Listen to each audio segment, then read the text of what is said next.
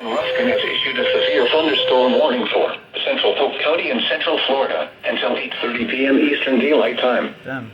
At 7:49 p.m. Eastern Daylight Time, a severe thunderstorm was located over Haines City, moving north at 5 miles an hour. Hazard, quarter-size hail. Source, radar indicated. Bro, can you let go off? Impact, damage to vehicles is expected.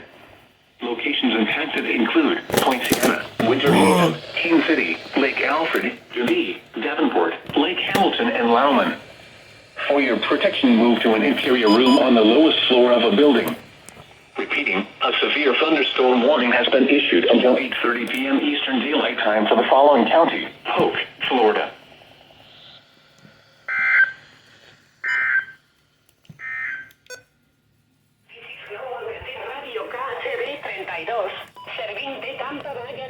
Bro, that was so random.